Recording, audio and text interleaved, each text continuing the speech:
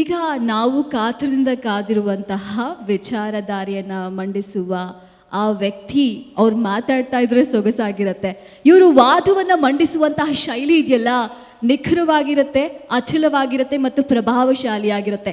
ಎಂತಹ ಕ್ಲಿಷ್ಟಕರವಾದಂತಹ ಕಠಿಣವಾದ ಪ್ರಕರಣಗಳೇ ಇರಲಿ, ನೀರು ಕುಡಿದಷ್ಟು ಸುಲಭವಾಗಿ ಮತ್ತು ಯಶಸ್ವಿಯಾಗಿ ನಿಭಾಯಿಸಬಲ್ಲುವಂತಹ ಕಲೆ ಇವರಿಗೆ ಕರಗತ ಅಂತ ಹೇಳ್ಬೋದು. ಪ್ರಾಮಾಣಿಕತೆ, ನೀತಿಗೆ ಮತ್ತೊಂದು ಹೆಸರು ಇವರೇ ಅಂತ ಹೇಳ್ಬೋದು. ಇವರ ಕಾನೂನು ಜ್ಞಾನಕ್ಕೆ ಇವರೇ ಸರಿಸಾಟಿಯಪ್ಪ. ನಿಜವಾಗ್ಲೂ ಇವರು ನಮ್ಮ ಜೊತೆ ಇದ್ರೆ ಅದೇ ಒಂದು ರೀತಿ ಬಲ ಇದ್ದಂಗೆ. ಇವರು ಮತ್ತಾರೂ ಅಲ್ಲ, ನಿಮ್ಮೆಲ್ಲರ ನೆಚ್ಚಿನ ಹಿರಿಯ ವಕೀಲರು, ಕರ್ನಾಟಕ ಉಚ್ಚ ನ್ಯಾಯಾಲಯ ಮೂರ್ತಿ ಅವರು. ಇವರ ಒಂದು ಮಾತುಗಳನ್ನ ಕೇಳೋದಕ್ಕೆ ಕಾತರದಿಂದ ಕಾದಿದ್ದೀವಿ. ದಯವಿಟ್ಟು ಬನ್ನಿ ಸರ್, ನಮ್ಮ ಇವತ್ತಿನ ಮಾನವ ಸಂಪನ್ಮೂಲ ಸಮ್ಮೇಳನದಲ್ಲಿ ನಿಮ್ಮ ವಿಚಾರಧಾರೆ ನಮಗೋಸ್ಕರ. ಯಾವುದಾದ್ರು ಸ್ಪೀಕರು ಮಾತಾಡೋಕ್ಕೆ ಮುಂಚೆ ಅವ್ರನ್ನ ಇಂಟ್ರಡ್ಯೂಸ್ ಮಾಡೋರು, ದಿಸ್ ಬ್ಯೂಟಿಫುಲ್ ಲೇಡಿ, ಅವ್ರನ್ನ ಏರಿಸ್ಬಿಟ್ರೆ ಅವ್ರನ್ನ ಎಷ್ಟು ಕಷ್ಟಕ್ಕೆ ಸಿಕ್ಕಾಕಿಸ್ಬೋದು ಅಂತ ನೋಡ್ತಾರೆ. ಸೊ ಯಾರು ಹೊಗಳ್ತಾರೆ ಅಂತ ನಾವು ಮೇಲಕ್ಕೆ ಹೋಗಬಾರ್ದು. I am thankful to you for so many good words that you have spoken, and thankful to Mr. Ramesh also for all the good things he has spoken about me. ಈಗ ನಮ್ಮದು ವಿಚಾರ ಇಷ್ಟೇ. ನಾನು ಇನ್ನು ಮುಂದೆ ಏನಾದ್ರು ಮಾತಾಡೋಕ್ಕೆ ಮುಂಚೆ ಯಾಕೆ ಸಬ್ಜೆಕ್ಟ್ ತೆಗೆದುಬಿಟ್ಟಿದ್ದೀರಾ, ಏನು ಬೇಕಾದ್ರೂ ಮಾತಾಡಲಿ ಅಂತಲ್ಲ, ಆ ಸಬ್ಜೆಕ್ಟ್ ಹಾಕ್ರಪ್ಪ. ಮಾನವ ಸಂಪನ್ಮೂಲ ವೃತ್ತಿಯೇತರ ಕನ್ನಡ ಸಮ್ಮೇಳನ. ಓಕೆ, ನಾನು ಐ ಆಮ್ ಎ ಬಾರ್ನ್ ಕನ್ನಡಿಗ, ತುಮಕೂರು ಡಿಸ್ಟ್ರಿಕ್ನವನು.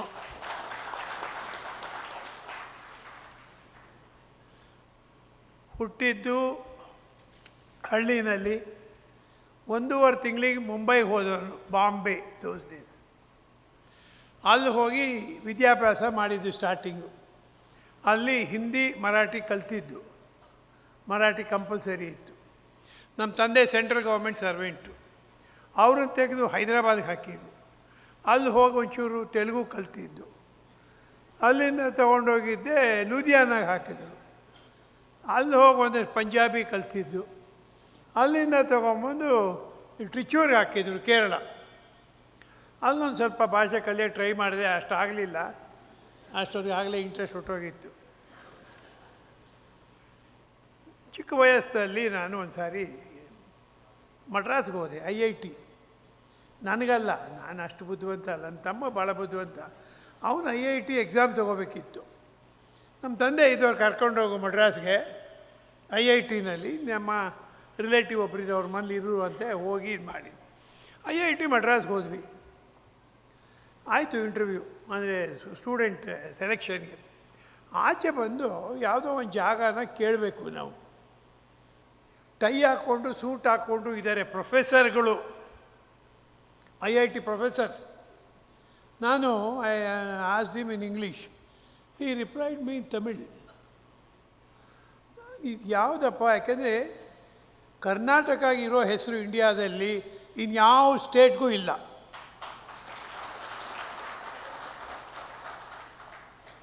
ಇವತ್ತು ಈ ಪ್ರೋಗ್ರಾಮ್ಗೆ ನೋಡಿ, ಇವರು ಇನ್ವೈಟ್ ಮಾಡಿದ್ದೀರ, ಅವ್ರು ಇಂಗ್ಲೀಷಲ್ಲಿ ಮಾತಾಡಿದರು. ಅಂದರೆ ಎಷ್ಟು ಉದಾರ ಮನಸ್ಸು ನಮ್ಮದು. ನಮ್ಗೆ ನಾನು ಮಯ್ಯ ಹೋಟೆಲ್ಗೆ ಹೋಗಿ ಕಾಫಿ ಕುಡಿಯೋಕ್ಕೆ ಹೋಗ್ತೀನಿ, 4th ಬ್ಲಾಕಲ್ಲಿ. ಇವಾಗ ಅದು ಪಕ್ಕದಲ್ಲಿ ಇನ್ನೊಂದು ಹೋಟ್ಲು ಬಂದಿದೆ. ಅಲ್ಲಿ ಹೋದರೆ ನನಗೆ ಡೌಟು, ಇದೇನು ಈ ಹೋಟ್ಲು ಕನ್ನಡಿಗರದ್ದ, ನಾವು ಕನ್ನಡ ನಾಡಲ್ಲಿದ್ದೀವ ಅಥವಾ ಹೈದರಾಬಾದಲ್ಲಿದ್ದೀವ ಅಂತ. ಎಲ್ಲ ತೆಲುಗು ಮಾತಾಡ್ತಾರೆ ಎಲ್ಲರೂ.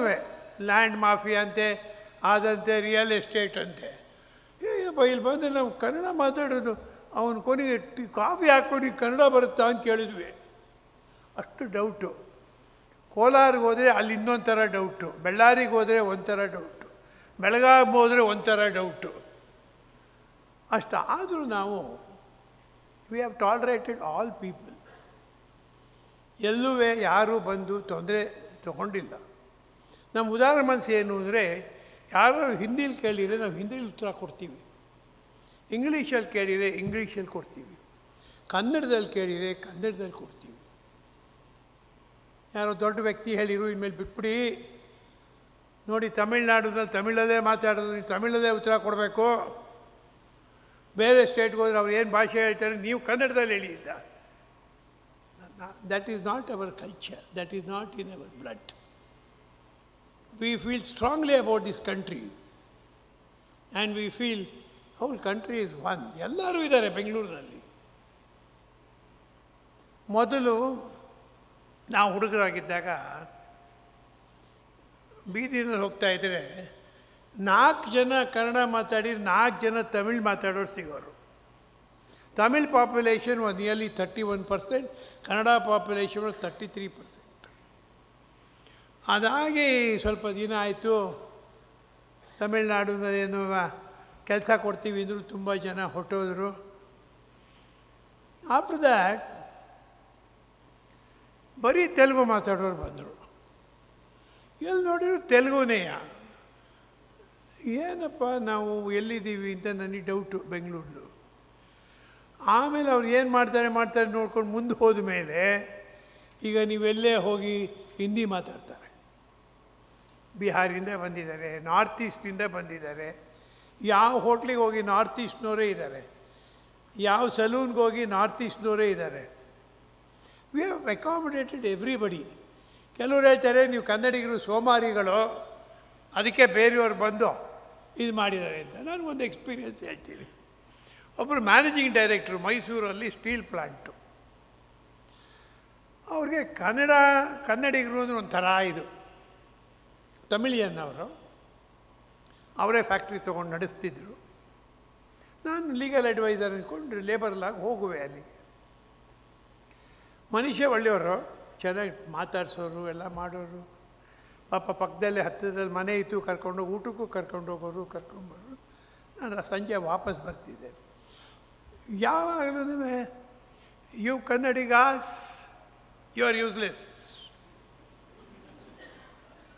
ಬಿಸಿಬೇಳೆ ಬಾತ್ ಮೊಸರನ್ನ ಕೊಟ್ಟರೆ ಮಧ್ಯಾಹ್ನ ಊಟ ಮಾಡಿ ಮಲ್ಕೊಂಬಿಡ್ತೀರ ಅಂತ ಹೇಳ್ತಾಯಿದ್ರು.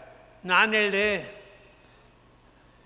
ನಾವೇನಾದ್ರೂ ನಿಮ್ಮ ಥರನೇ ಜೋರಾಗಿದ್ದರೆ ಆ ಸೀಟಲ್ಲಿ ಒಬ್ಬ ಕನ್ನಡಿಗ ಕೂತಿರ್ತಿದ್ದ, ನೀವು ಕೂತಿರ್ತಿರ್ಲಿಲ್ಲ ಅಂತ.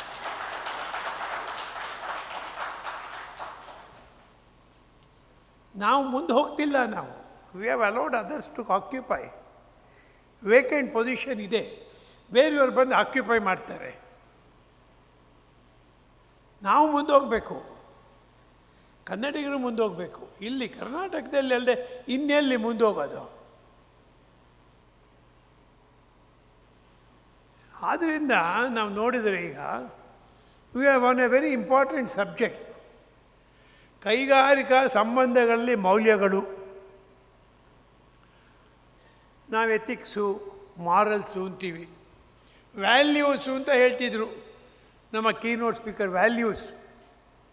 ಈಗ ನಮ್ಮ ಡಿಪಾರ್ಟ್ಮೆಂಟ್ಗೆ ಹೋಗಿ ವ್ಯಾಲ್ಯೂಸ್ ಅಂದರೆ ಎಷ್ಟು ಲಕ್ಷ ಅಂತಾರೆ. ವ್ಯಾಲ್ಯೂ,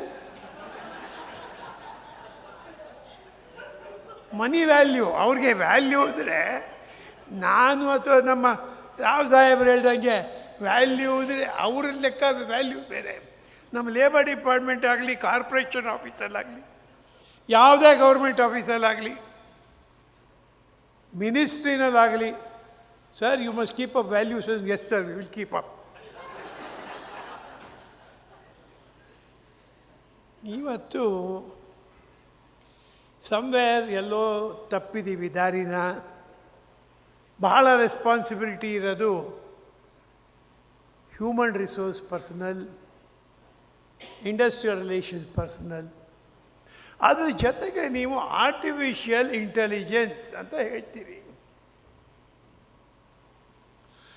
ಹ್ಯೂಮನ್ ರಿಲೇಷನ್ಸಲ್ಲಿ ಆರ್ಟಿಫಿಷಿಯಲ್ ಇಂಟೆಲಿಜೆನ್ಸ್ ಬರೋಕ್ಕಾಗಲ್ಲ.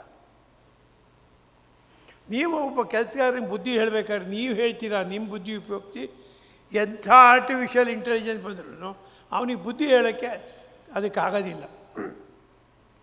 ಯಾವುದರ ಪ್ರಯೋಜನ ಆರ್ಟಿಫಿಷಿಯಲ್ ಇಂಟೆಲಿಜೆನ್ಸು? ನಂದು 52ನೇ ವರ್ಷ ಪ್ರಾಕ್ಟೀಸ್ ಮಾಡ್ತಿದ್ದೀನಿ ಲೇಬರ್ ಲಾನಲ್ಲೇ. Indian institute of management teacher ಆಗೂ ಇದ್ದೆ, ಆಮೇಲೆ ಪ್ರಾಕ್ಟೀಸು ಮಾಡ್ತಿದ್ದೀನಿ, ಕೋರ್ಟ್ಗೂ ಹೋಗ್ತೀನಿ, ಎಲ್ಲ ಮಾಡ್ತೀನಿ. ನೂರಾರು ಜನ HR IR ಪ್ರೊಫೆಷನಲ್ಸ್ ನನ್ನ ಹತ್ರ 50 ವರ್ಷದಿಂದ ಬಂದಿದ್ದಾರೆ. ಅವ್ರಿಗೆ ಒಂದು ಚಾರ್ಜ್ ಶೀಟ್ ಮಾಡೋಕ್ಕೂ ಬರೋದಿಲ್ಲ. Very unfortunate. ಕೆಲವರು ಯೂನಿಯನ್ನಿಂದ ಕಾಗದ ಬಂದರೆ ಸ್ಕ್ಯಾನ್ ಮಾಡ್ಬಿಟ್ಟು ಮೂರ್ತಿಯವ್ರಿಗೆ ಕಳಿಸ್ರಿ, ಅವರಡೆ ಬರ ಅಂತಾರೆ. ಇವ್ರ ಫ್ಯಾಕ್ಟ್ರಿ ಇವನೇನೋ ಒಂದಷ್ಟು ಕಾಸು ಕೊಡ್ತಾನೆ ನನಗೆ, ನಾನು ಪ್ರೊಫೆಷನಲ್ಲು ಕೆಲಸ ಮಾಡಬೇಕು. ಆದರೆ ಅವನ ಫ್ಯಾಕ್ಟ್ರಿ ನನ್ನ ಹಣೆ ಬರ. ಸ್ಟ್ರೈಕ್ ಹೋಗ್ತಾರೆ ವರ್ಕರ್ಸು, ನೋಟಿಸ್ ಬಂದಿದ್ದಾರೆ, ಮೂರ್ತಿಯವ್ರ ಹಣೆ ಬರ. ನಿಮ್ಮ ವರ್ಕರ್ ಸ್ಟ್ರೈಕ್ ಹೋಗ್ತಾರೆ. ಭಾಳ ಜನ ಕಲ್ತ್ಕೊಂಡ್ರು. ನನಗೆ ಗೊತ್ತಿದ್ದಂಗೆ ಭಾಳ ಜನ HR director, IR directors, general managers ಆಗಿ ರಿಟೈರು ಆದರು. ಇನ್ನೂ ಕೆಲವು ಜನ ಭಾಳ ಟಾಪ್ ಲೆವೆಲಲ್ಲಿ ಇದ್ದಾರೆ. ನಾವು ಚಾರ್ಜ್ ಶೀಟ್ ಮಾಡೋದು ಹೇಗೆ ಅಂತ ಹೇಳ್ಕೊಡೋದಿದ್ದೀವಿ. Today what is ailing this country is indiscipline. ಎಲ್ಲೋದ್ರೂ ಇಂಡಿಸಿಪ್ಲೀನು. ಅವ್ರು ಯಾರಪ್ಪ ಆರ್ಗನೈಸರ್ಸ್ ಬುದ್ಧಿವಂತರು 9:30 ಅಂತ ಇಟ್ಟರು. ಹಿಂದೆ ಯಾವಾಗಲೂ 9 ಗಂಟೆ ಅಂತ ಇಟ್ಟಿದ್ರು. ನಾನು ಪ್ರಾಂಟಾಗಿ 9 ಗಂಟೆಗೆ ಬಂದಿದ್ದೀನಿ. 5-6 ಜನ ಇದ್ದರು. ನನಗೆ ಏನಪ್ಪ ನಾನು ಇನ್ವೈಟ್ ಮಾಡಿದ್ಯಾ, ಬರೀ 5-6 ಜನ ಇದ್ದಾರೆ, ನಾನು ಯಾರಿಗೆ ಮಾತಾಡೋದು? ಗಾಬರಿ ನನಗೆ. ಸರ್ ಗಾಬರಿ ಪಡಬೇಡಿ ಸರ್, ಒಂದು ಕಪ್ ಕಾಫಿ ತರಿಸ್ತೀವಿ, ಕುಡೀರಿ, ಅದು ಮುಗಿಯೋದು ಎಲ್ಲರೂ ಬರ್ತಾರೆ, ಚೇರೆಲ್ಲ ಫುಲ್ ಆಗುತ್ತೆ ಅಂತ ಕಾನ್ಫಿಡೆನ್ಸ್ ಕೊಟ್ಟರು. My first question was, all those people who would not come at 9 o'clock, why should you not be charge sheeted? ನೀವೇ ಟೈಮ್ ಕೀಪಪ್ ಮಾಡದೆ ಹೋದರೆ ನಿಮ್ಮ those who are working with you and whom you want to guide, how will they keep up timing? ಸಾರಿ, ಕೆಮ್ಮು ಸರಿ ಇಲ್ಲ ನನಗೆ, ಮಾತಾಡ್ತೀನಿ, ಬೇರ್ ವಿತ್ ಮೀ. ನನಗೆ ಕ್ಲೈಂಟ್ಸು ಮುಂಚೆ ಬರೋರು ಬಂದ್ಬಿಟ್ಟು, ಸರ್ ಈ ವರ್ಕ್ಮನ್ನು ಆಗಾಗೆ ಲೇಟಾಗಿ ಬರ್ತಾನೆ, 15 minutes, Mr. Rao, please pardon me, my apologies to you, I am speaking only in Kannada. If I don't speak in Kannada, they will blame me also. So I come late, 5 minutes, 10 minutes, 20 minutes, 25 minutes late. His track record itself is late coming. Client will put the file on my table and say, sir, I have got so many reports about this fellow's late coming. I have got plenty of evidence to prove that he is a late comer. Then they will say, sir, can I dismiss this fellow? If I think for some time, they will say, sir, you are a renowned lawyer. Why do you take such a long time? You must immediately tell me whether I can dismiss this fellow. What will happen? I want an answer from you. Then I used to tell them, if your case goes before a judge who himself comes late, he will say, ನಾನೇ labour court district judge late ಬರ್ತೀನಿ, ಇವನು ಯಾರೋ worker ಒಂದು ಸ್ವಲ್ಪ ಲೇಟಾಗಿ ಹೋಗಿದ್ದಕ್ಕೆ dismiss ಮಾಡಬೇಕಾ? But if it goes before a very honest, straightforward, good judge, he will say, ಅಲ್ಲ ರೀ, ನಾನು ಜಡ್ಜು, ನಾನು ಒಂದು 10 ನಿಮಿಷ ಲೇಟಾಗಿ ಬಂದರೂ ಏನು ತೊಂದರೆ ಇಲ್ಲ, ಇವನು ಮೆಷಿನ್ ಸ್ಟಾರ್ಟ್ ಮಾಡಬೇಕು ಹೋಗಿ ಕರೆಕ್ಟಾಗಿ, ಅವನು ಮೆಷಿನ್ ಸ್ಟಾರ್ಟ್ ಮಾಡದೇ ಇದ್ದರೆ ಪ್ರೊಡಕ್ಷನ್ ವಿಲ್ ಸಫರ್, ಇಂಥವನಿಗೆ ಮನೆಗೆ ಕಳಿಸೋದೇ ಒಳ್ಳೆಯದು.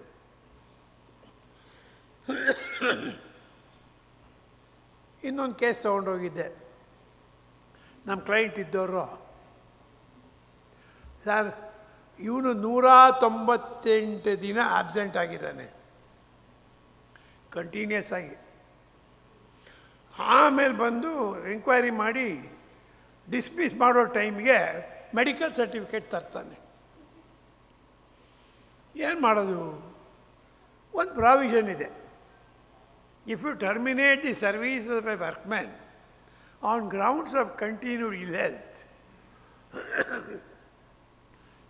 it is not retrenchment. You can do it. Labour court ಮುಂದೆ ಹೇಳಿದ್ವಿ, ನೋಡಿ ಈ ಪ್ರಾವಿಷನ್ ಇದೆ, ಇವನು 198 ಡೇಸ್ ಆಬ್ಸೆಂಟ್ ಆಗಿದ್ದಾನೆ, ಕಂಟಿನ್ಯೂಡ್ ಇಲ್ಲ ಹೆಲ್ತು, ನಾನು ಅವ್ನ ಮೆಡಿಕಲ್ ಸರ್ಟಿಫಿಕೇಟ್ನ ಡಿಸ್ಪ್ಯೂಟ್ ಮಾಡಲ್ಲ. I accept he was not well. If a workman is not well, yes, 198 days, what am I to do? I have dismissed him, terminated him on grounds of ill health, not dismissal, terminated. Labor court appreciated my argument. Then said, how can if a workman is absent for 198 days? How can you keep such a workman? They passed an award telling the workman nothing doing, no relief. Matter came after 5 years before single judge of the High Court. When the workman approached the High Court, single judge tells me, ಏನು ಮೂರ್ತಿ ಅವರೇ, human approach ಇರಬೇಕು, ಅವನು ಕಲ್ಸ್ಬಿಡ್ರಿ, ಅವನ ಹೆಂಡತಿ ಮಕ್ಕಳಿಗೆ ಬೀದಿಲಿದ್ದಾರೆ, ಅದಕ್ಕೆ ನಾನು ಹೊಣೆ ಅಂತ ಕೇಳಿದೆ. ತೊಗೊಂಬಿಡಿ ಕೆಲಸಕ್ಕೆ, ಬ್ಯಾಕ್ ವೇಜಸ್ ಕೊಡೋದು ಬೇಡ ಅಂತ ಹೇಳಿದರು. ಆಯಿತು, ಏನೋ ಒಂದು ಆರ್ಡ್ರ್ ಮಾಡಿರು. ನಮ್ಮ ಕ್ಲೈಂಟ್ಗೆ ಹೇಳಿದೆ, ನೋಡಪ್ಪ ಬ್ಯಾಕ್ ವೇಜಸ್ ಬೇಡವಂತೆ, ಅವನನ್ನು ತೊಗೋಬೇಕಂತೆ. ಇದು ದೊಡ್ಡ multinational company. No mister Murthy, how can we take him? ಇದು ಬೇರೆ ನಮ್ಮ ಕ್ಲೈಂಟ್ಸು, ಕಾನೂನು ಗೊತ್ತಿಲ್ಲ, ಹೇಳಿ ತಿಳ್ಕೊಳ್ಳೋಕ್ಕೂ ರೆಡಿ ಇಲ್ಲ. ನಿಮಗೆ ಚೆನ್ನಾಗಿ ಎಕ್ಸ್ಪೀರಿಯೆನ್ಸ್ ಆಗಿರುತ್ತೆ ನನಗಿಂತ. ಡಿವಿಷನ್ ಬೆಂಚ್ಗೆ ಹೋದ್ವಿ. ಅಲ್ಲಿ ಜಡ್ಜಸ್ ಹೇಳ್ತಾರೆ ನನಗೆ, mister Murthy, it is A multinational company. How many HR officers, IR officers, personal managers, law officers are there in this company? Give me report. ಒಂದು ಹೇಳಿದರೆ ಒಂದು 5-6 ಜನ HR, ಒಂದು 5-6 ಜನ IR, ಒಂದು 5 ಜನ legal. So many officers, what are they doing?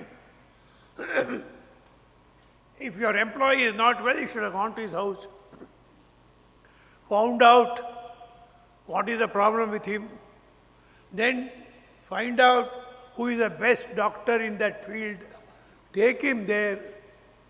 Instead you are terminated. You take him back ಅಂತ ಚೆನ್ನಾಗಿ ಕಂಪ್ನಿಯವ್ರಿಗೂ ಬೈದರು.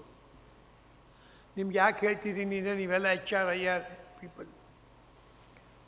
ಇವತ್ತಿನ ಕಾಲ, today situation, why India is not progressing, will not progress unless discipline comes.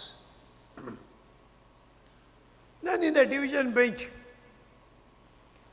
I had to take him. I told my client, ಈಗಲಾದ್ರೂ ತೊಗೊಳ್ರಪ್ಪ, ಹಾಳಾಗೋಲಿ, Indian ಕಾನೂನು ಇರೋದೇ ಹೇಗೆ. If you want to run a factory, this is the law. Who ಆಸ್ you to make a mistake of setting up a factory? We went to Supreme Court. Supreme Court tells me, judges tell me, Mr. Murthy, you must take a humanitarian view. Give him job, nothing will happen, big company. Supreme Court alone indiscipline is upheld.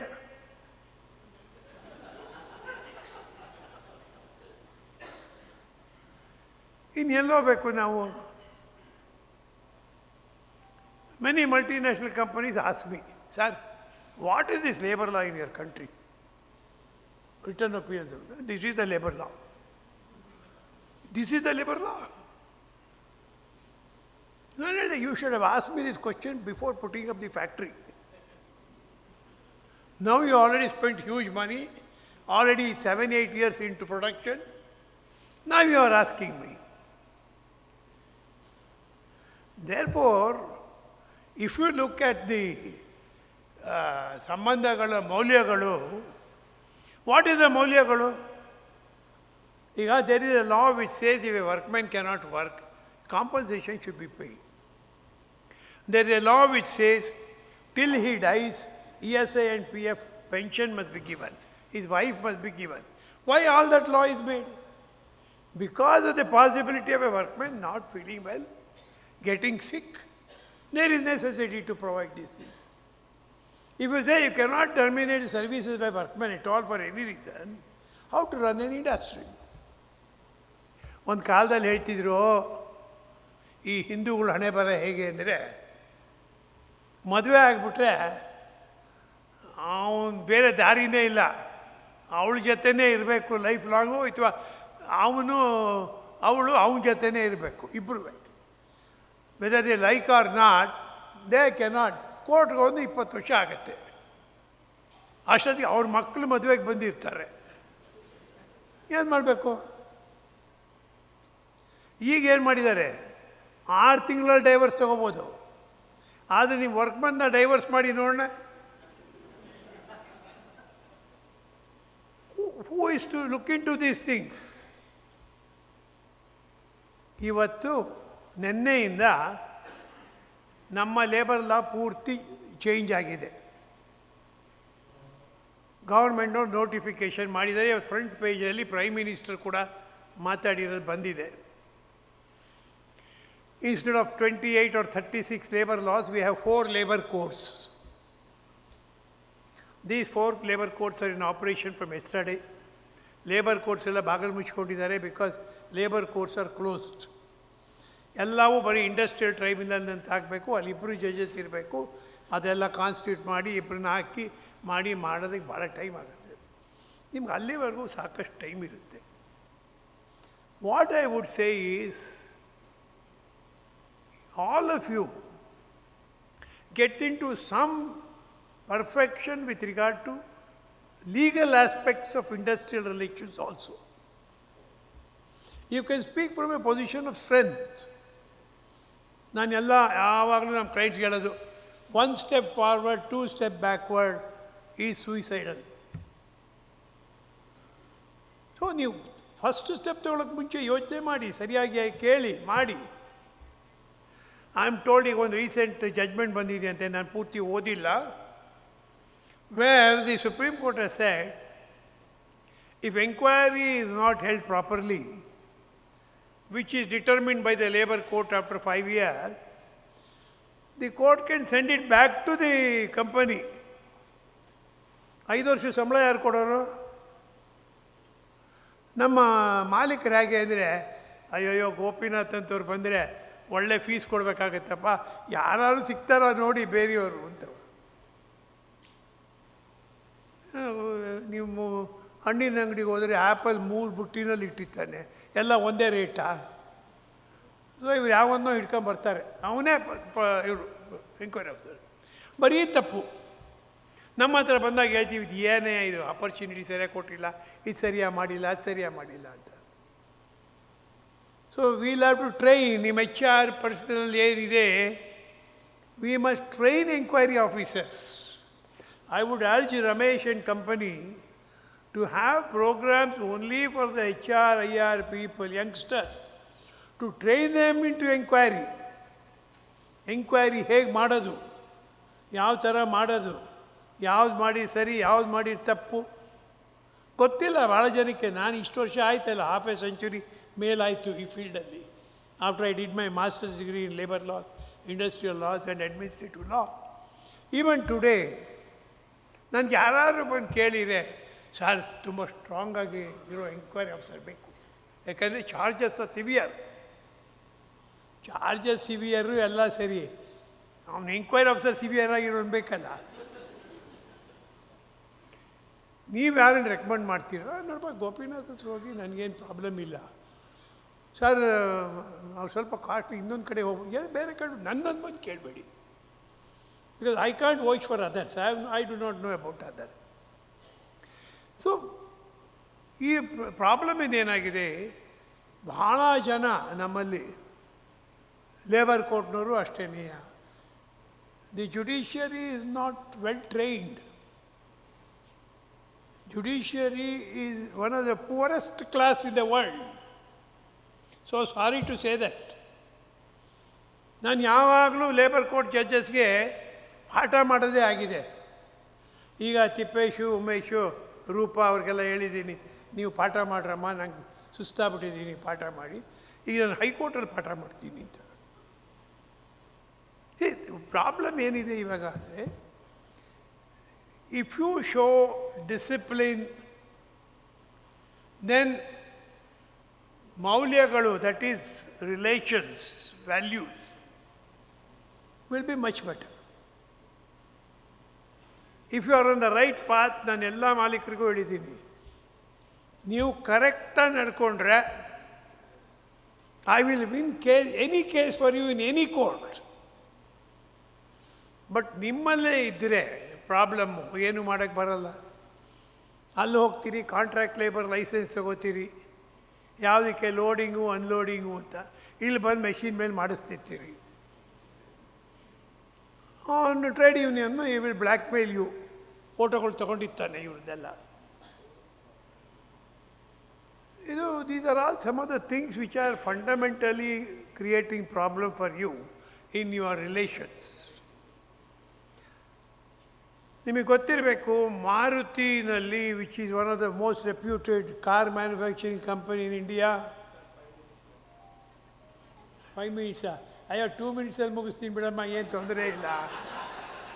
5 ನಿಮಿಷ ಯಾಕೆ ಬೇಕು?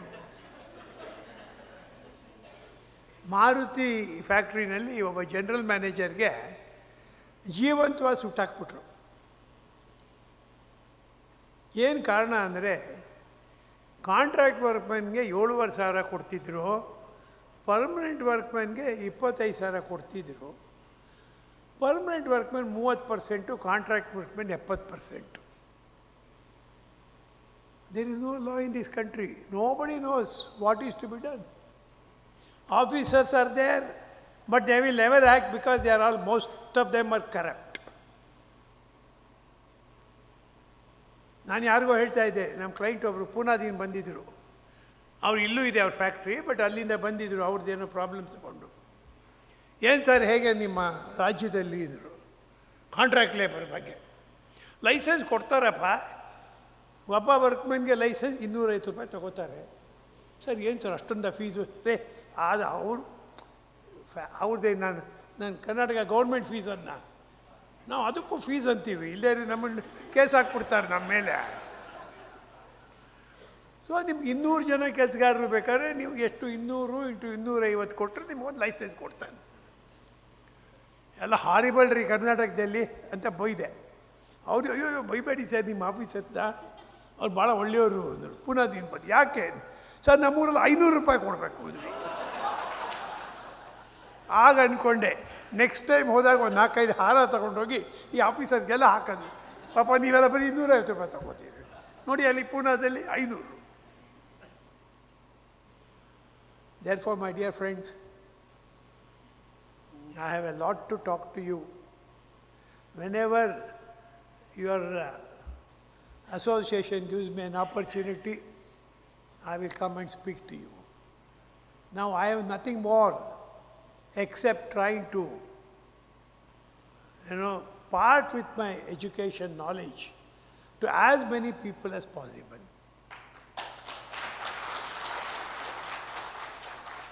In the last more than 40 years, more than 50 years of my practice, I have a record of talking at every fora, but not receiving even 1 rupee as remuneration. I don't want to put a value to Goddess Saraswati. My value is different. Therefore, you can be rest assured no money will be asked from my side. And please organize more in various colleges and institutions which have very good auditorium. I can give 10 institutions which have 500 people auditorium. ಅಂಥ ಕಡೆ ಮಾಡಿ, ಬೇಕಾದ್ರೆ ಅವ್ರಿಗೆ ಹೇಳೋಣ, ನೀವೇ ಊಟ organise ಮಾಡ್ರಪ್ಪ ನಿಮ್ಮ ಕಾಸ್ಟಲ್ಲಿ ಇದ್ದ, ಕರ್ಕೊಂಬನ್ನಿ HRIR ಪರ್ಸನ್ನ. ನಮ್ಮಲ್ಲಿ ಒಂಥರ ದುಡ್ಡು ಕೇಳಿದ ಕೂಡ ಏನೂ ಎಲ್ಲ ಹಿಂದಕ್ಕೆ ಬಿಟ್ಟು ಬರುತ್ತಾ. Therefore, My congratulations to the entire team. A wonderful job that you have been doing. ನೀವು ಮೊದಲನೇ ಸಾರಿ ಬಂದ ಜ್ಞಾಪಕ ಇದೆ ನನಗೆ ಕನ್ನಡದಲ್ಲಿ ಮಾತಾಡೋಕ್ಕೆ ಬರಲ್ಲ, ಆದರೆ ಕನ್ನಡಿಗ ನಾನು ಏನು ಮಾಡಲಿ ಇಲ್ಲ. ಗೋಪಿನಾಥ್ ಇದ್ದವರು ನಮ್ಮ ಜೊತೆ ಮಾತಾಡ್ತಿದ್ದೀರಲ್ಲ ಕನ್ನಡ, ಅದೇ ಥರ ಮಾತಾಡಿ ಪರವಾಗಿಲ್ಲ ಆದರು. ಅಯ್ಯೋ ಅದು ಲಿಟ್ರರಿ ಕನ್ನಡ ಅಲ್ಲ ಅಂದರೆ ನೀವು ಮಾತಾಡಿದ್ದೇ ಲಿಟ್ರರಿ ಕನ್ನಡ. ಭಾಳ ಪೇಷನ್ಸಿಂದ ಕೇಳಿದ್ದೀರಾ. Congratulating the organisers once again and wishing you all the best in your career. Thank you very much.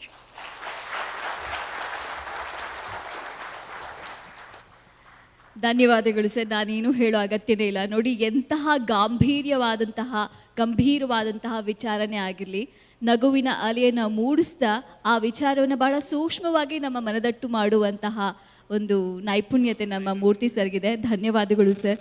ನಮ್ಮ ವೃತ್ತಿಪರರು, ಮಾನವ ಸಂಪನ್ಮೂಲ ವೃತ್ತಿಪರರು ಯಾವ ಒಂದು ನಿಟ್ಟಿನಲ್ಲಿ ತರಬೇತಿಗಳನ್ನು ಪಡ್ಕೊಳ್ಬೇಕು, ಶಿಸ್ತು ಎಷ್ಟು ಮುಖ್ಯವಾಗುತ್ತೆ ಅನ್ನೋದ್ರ ಬಗ್ಗೆ ತಿಳಿಸ್ಕೊಟ್ರು. ಹಾಗೆ ನಾವು ಕನ್ನಡಿಗರು ವಿಶಾಲ ಹೃದಯದವರು, ಎಲ್ಲರನ್ನೂ ಸ್ವಾಗತಿಸ್ತೀವಿ, ಆದರೂ ಕನ್ನಡಕ್ಕೆ ಅತಿ ಹೆಚ್ಚಿನ ಒತ್ತನ್ನು ಕೊಡೋಣ ಅಂತ ಕೂಡ ಹೇಳಿದ್ರು. ಮತ್ತೊಮ್ಮೆ ಧನ್ಯವಾದಗಳು ಸರ್. ಒಂದು ಮಾತು ಹೇಳಕ್ಕೆ ಇಷ್ಟಪಡ್ತೀನಿ, ನೀರ ಬಿಟ್ಟು ನೆಲದ ಮೇಲೆ ದೋಣಿ ಸಾಗತ್ತಾ, ನೆಲವ ಬಿಟ್ಟು ನೀರ ಮೇಲೆ ಬಂಡಿ ಓಡುತ್ತಾ? ಹಂಗೆ ನಿಮ್ಮನ್ನು ಬಿಟ್ಟು ಈ ಒಂದು ಸಮ್ಮೇಳನ ನಡೆಯೋಕ್ಕೆ ಸಾಧ್ಯನೇ ಇಲ್ಲ ಸರ್. ನಿಮ್ಮ ಒಂದು ಮಾತುಗಳಿಗೆ ನಾವು ಚಿರಋಣಿ. ಧನ್ಯವಾದಗಳು ಮತ್ತೊಮ್ಮೆ.